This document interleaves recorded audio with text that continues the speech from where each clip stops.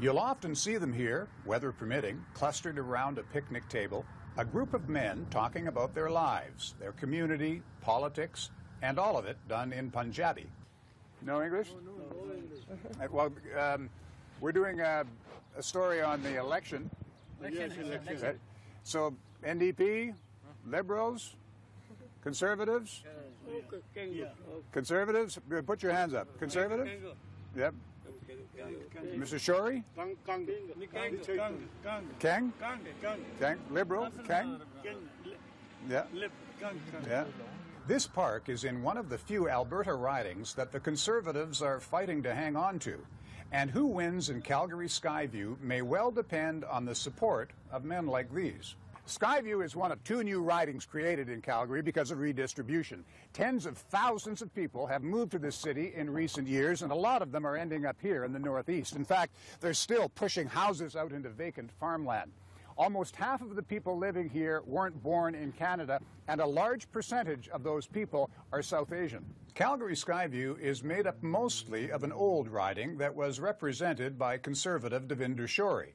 This is Shori in 2013 attacking the opposition over a bill that would strip Canadian citizenship from convicted terrorists. They got to come clean. They got to clear their position whether they support the terrorists or they support the idea of terrorists to keep their Canadian citizenship, or they want to sit and stand beside the majority of Canadians.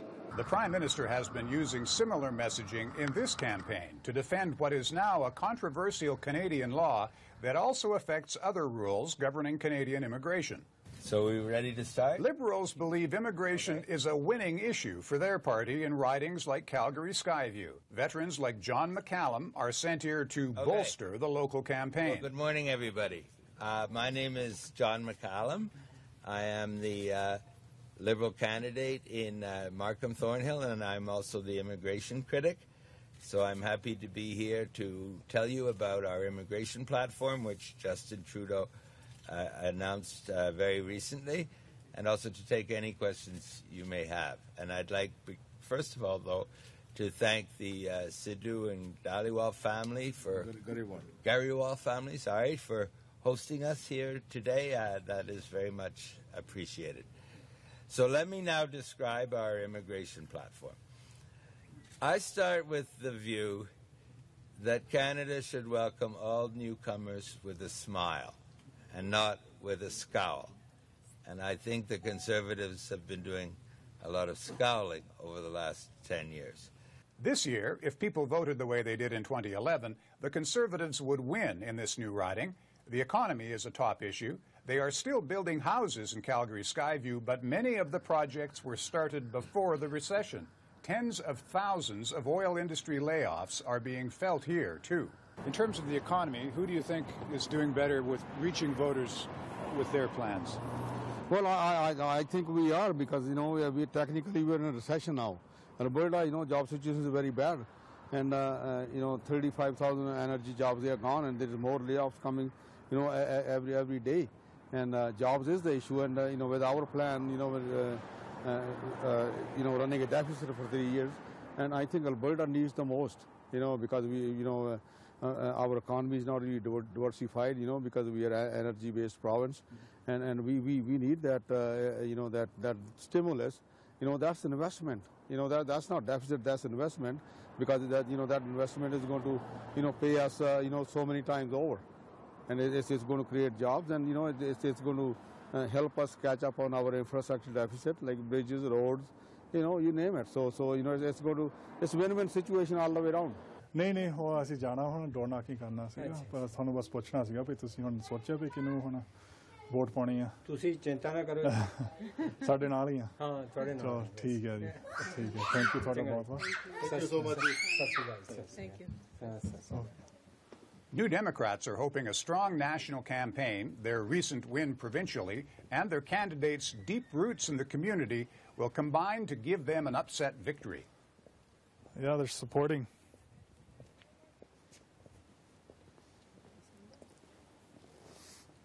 Let's put a sign up.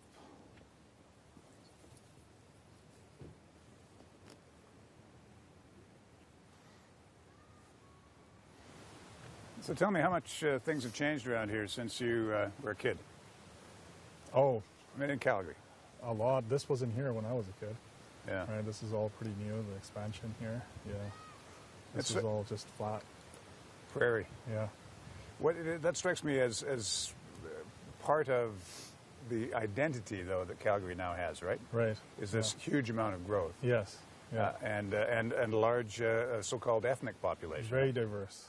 Yeah, and it's making I think that's the strength of our writing, the diversity, right? Like when I go door knocking, I'm not too sure who I'm gonna, meet or where they're from. So you get to learn a little bit about them. They get to learn a little bit about me. So. Yeah. Does it make it challenging getting your message across, so to speak?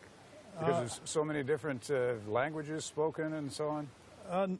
Sometimes it can be challenging, right? But, they're here, they work here, they do understand English, right? So we get the message across. We find a way. Good evening to everyone. If everyone can quickly find their seat, we are now going to begin. My name is Allison Springer, and I as well am a member of this incredible area, Calgary Skyview, and I want to personally welcome all of you here tonight to the Calgary Leadership Forum debate.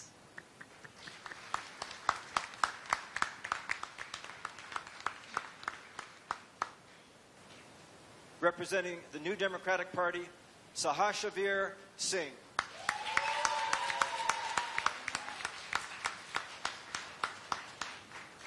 Speaking for the Green Party, the candidate Edward Reddy.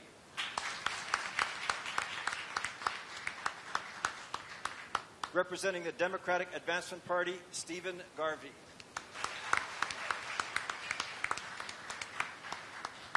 Representing the Independent Communist League, Joseph Young. And representing the Marxist-Leninist Party, Daniel Blanchard. Now, I would like to make a comment that the representative of the Conservative Party is not here this evening.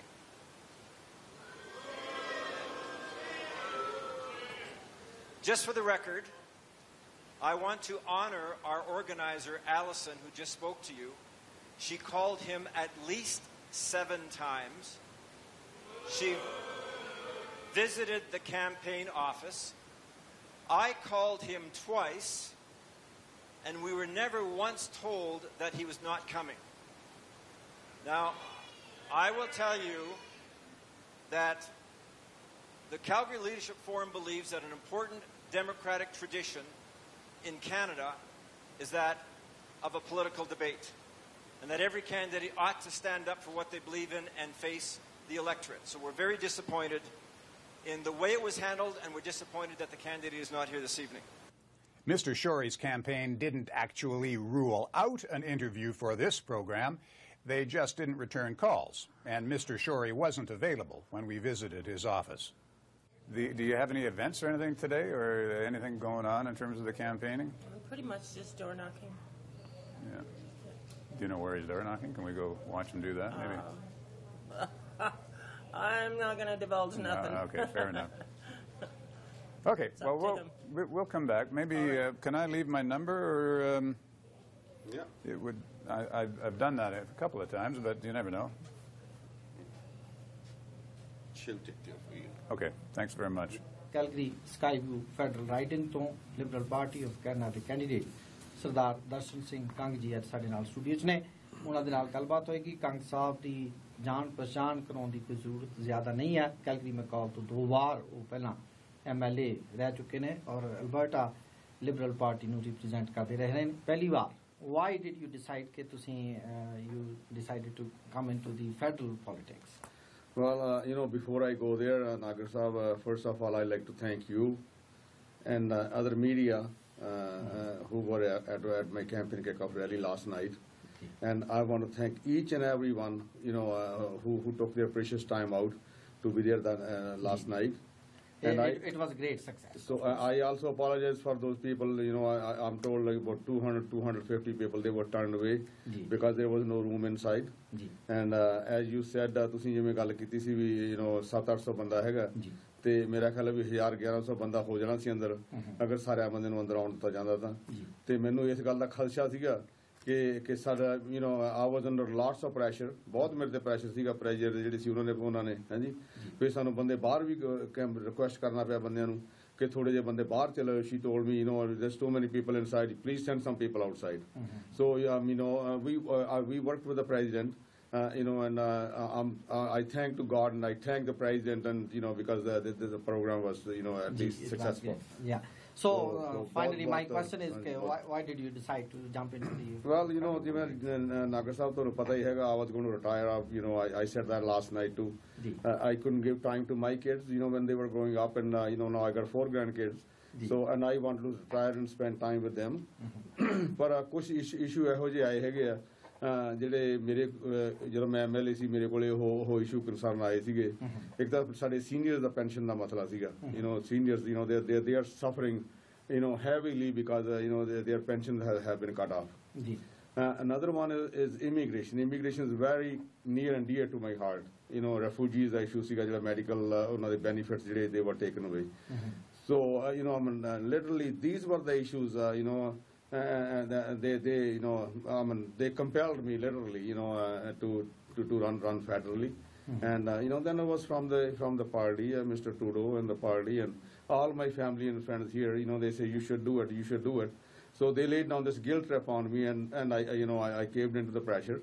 And thank God I'm doing it. What are people saying in Calgary Skyview about the election? Are they engaged? Are they interested? Yes, they are very much engaged, of course, because I have seen for the last long time that people especially from India and Pakistan, they are more interested in politics than anything else. So everybody is involved, whether he or she belongs to one particular party or the other. But yes, interest is there. The topmost interest among these communities, especially from Pakistan and India, they are mainly concerned with, number 1, immigration, citizenship and immigration issues. Number 2, the seniors pension issue. And number 3, the lately emerged issue is of the burqa or the niqab issue among Muslims. Right. Yeah. These are the three principal issues coming up in this very particular riding. Obviously, because the people here, that's very close to them, right? They would have family overseas and yes. reunification, and in terms of the Muslim community, obviously, they would be interested in the niqab. Yes, and particularly they are, when we see C-51, the lately passed act, this is of a major concern for both the communities, because there are certain misconceptions as well, but there are certain issues also. Among the Muslims from Pakistan, they have dual citizenship, and Pakistan itself is a terror-affected country. So when they say any crime committed in the other country of your original citizenship, if you commit a crime there, you get punished there for 5 years. Your Canadian citizen can be revoked. So that is the principal concern of these communities. What do you say to voters on the door? What I say at the door? Okay, well, I come to the door and I go, hey, how's it going? I'm Sajbir Singh. I'm your NDP candidate for your riding, Calgary Skyview. I was wondering if you're thinking about who you're supporting or which way you're leaning in the upcoming elections. What sort of response do you get? We get a very, very positive response. I think the resounding response that we get is people are ready for change, right? So we're getting a lot of support for the NDP. And above that, we're hearing almost everywhere we go that they're ready for change, right? And the number 1 option that we're hearing at the doors is the NDP, because they see Mr. Mulcair as a strong, principled, and experienced leader, right? And I think that's the most important thing that we're hearing. Does it help you that the NDP won the government earlier this year in Alberta? I think it does help. I think it shows that Albertans are ready for a change and they're ready to go NDP. And I think that we're getting some bad PR though lately. I mean, I'm wondering how that's affecting this campaign. It's not really affecting us too much, because I think people do understand that the federal, we have different roles, but at the same time, it's only been 5 months since the new NDP has come into office, right? So that's not really enough time to gauge, or criticize someone, right? I mean, there's been 44 years of the Conservative government, and there's going to take some time to get through all that and really push forward for that positive change. When I first came to Alberta in '96, I mean, the Reform Party was this grassroots organization that came out of nowhere. And the Green Party is pretty much the same approach, grassroots organization. They came out of the old European system, in the system they have in Europe, where you have proportional representation, the Green Party works with other parties. And we're hoping that by establishing ourselves now as a national party, and by, generating ideas a lot of Canadians we think believe in, that when it comes time to reform our electoral system into a proportional representation, the Green Party is poised to be successful. So you said that you came to Calgary in '96, right? I did. So you came to Calgary in '96. Tell me a bit about yourself. I'm ex-military, 10 years in Canadian Forces, Red Force and Reserve. I served overseas, lots of interesting places. I've been working in Calgary since '96, where I left the military, and working with a variety of IT companies, some .com companies, and I work for an oil company. I work for one of Canada's largest oil companies. So. How does that? Do you have any problem wearing those two hats? The Green candidate and the oil company? No, because people often think think the Green Party is all about an environmental party. Well, no, we're not. We're a political party. We're not an environmental party. We're a political party. And a lot of people say, how can you work for such a company? And I'm like, well, wait a minute. No. How Canadian oil and gas companies operate in this country is dictated by the government. And everyone likes to point the fingers at the oil and gas companies, but they're doing what they're allowed to do. And it's up to the government to help them change how they operate and develop their resources, as in oil sands and other natural resources, in an environmentally responsible way. And that's up to the government to provide that direction, not the oil and gas companies. They will do whatever they can to be as most cost-effective as possible, and to blame them for the current situation we're in, no, we have to look at government, because the government sets the policies, sets the environmental regulations, sets the royalties, sets everything up on how they operate. Yet we often villainize the companies. I'm like, well, actually, no, the government's been kind of getting kind of a free ride out of this, because they're the ones that are actually responsible for setting how they operate. Let's talk about Calgary Skyview first. Sure. One of three ridings, potentially, that the Conservatives could lose. Absolutely. What's the dynamic there? Well, it's probably the hardest one to predict, because you've got this very interesting population of minority new immigrants. Darshan Kang, who's running for the Liberals, he won the last provincial election. It looked like he was going to lose, and then the advance polls came in. And I don't know what kind of magic he does to get voters to the advance polls, but it is unbelievable. And he wound up winning by 1,600 votes, all off of an advance poll structure that didn't mirror the results of the rest of the riding. So he clearly had some levers that he's able to pull in order to make voters almost appear out of thin air. So Skyview is interesting for that. Now, Devinder Shorey also has that same type of mechanism and those same type of operations. So I think we're going to see a real barn burner in northeast Calgary. But I think it's hard to predict who's going to win up there. So I tend to favor the incumbent when you have hard to predict. So how can we even be talking about the Conservatives losing seats in Calgary? I mean, what's changed here in the last 4 years? People think that we're different than what we actually are. I mean, they have this sense that we are these crazy conservatives. We're not actually these crazy conservatives. We elect the Conservative Party of Canada in no small part because no one else pays attention to us. Now, the Conservatives haven't been paying attention. The reform idea, right? Oh, absolutely. The West wants in. Yeah. You remember Preston Manning going through, and then Stephen Harper becomes Prime Minister, and we get the exact same treatment that we had under Brian Mulroney, which is we will take you, we will just assume that those seats are safe, and we'll go off and campaign other places. And part of the reason is that people have this sense that to campaign in Alberta means that you're going to lose seats in Ontario or Quebec.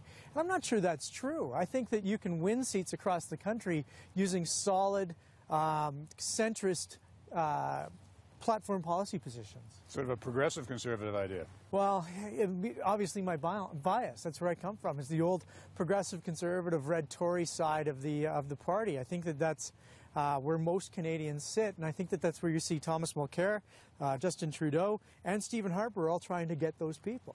So for me, it's rather interesting how it's all devolving into this progressive conservative centrist mindset? What is your secret in delivering the vote? Well, here is the secret. And you know, you should have come last night. You know, you should have seen the secret. You know, we couldn't find a venue big enough, and you know, about 250 people they were turned away because of the fare regulation. Okay, so I mean, you know, that's the secret. I got you know a cross-section community support, and you know, everybody just comes out and you know, they support me and they come out and vote for me. It's not as if I'm running in the election. It's everybody, all my supporters, they are running in the election. So that's how it's done. It's like a team, right? It's you know, it's one team fighting another. It's a big team, and I'm confident, you know, we're going to get it done this time too. You know, I've met some really key conservatives who have, you know, they bled blue their entire lives, right? So I'm very shocked, you know, when I hear they say that, you know, this time around they're voting for change, right? So I think there's a lot of people who are now going from, you know, hardcore conservatives to being on the fence, and they're looking towards the NDP as well. So how do you convince somebody that is looking for change that the NDP is the preferred option as opposed to the Liberals? I think, you know, some of the key things that, you know, that we present that make us, you know, different, but I believe better, are, you know, that we're for kickstarting the economy, right? So there's a lot of small businesses in this area. So the fact that we want to, you know, lower business tax by 2%, that really strikes a chord with everyone, right? I think, you know, when we talk about protecting our social services, right? When we talk about, you know, our healthcare system, Mr. Tommy Douglas was that was the brainchild of Mr. Tommy Douglas, and how we want to bring that back on par to what it was, so less wait times, you know, get more doctors, more nurses, right? So that really resonates with people in our area, especially childcare, right? There's a lot of young parents in our area, right? There's single mothers, there's people who can't afford childcare at the prices that they have now. So $15 a day childcare really resonates with our people. I'm an immigrant myself, and Canada was built, you know, by immigrants. Okay, you know, we are all immigrants here. And then Mr. Harper, he talks about old stock, right? Okay, you know, I don't know which old stock he's talking about. I think if there's any old stock, you know, it is our native brothers and sisters, right? And you know, then because 1970, Liberal government under Pierre Trudeau, our beloved Prime Minister, you know, he opened up the country for, you know, for all the immigrants, right? And I think this government, you know, they have shut the door for, you know, like majority of the immigrants. You know, they made it so difficult, you know, family reunification. We should be uniting families, you know, we shouldn't be dividing families. You know, people do want change now, right? So that's the number one thing we hear. And I think, you know, like a lot more people that I talk to are watching the debates, right? So they're more informed, right? That's what I noticed, right? And as you can see here, like there's, you know, this place in our riding, you know, there's a lot of signs, right? So people know that the election's going on, and they know it's going on very strong. So, you know, I always look forward to hearing, you know, which way people are leaning, and then telling them more about myself, and, you know,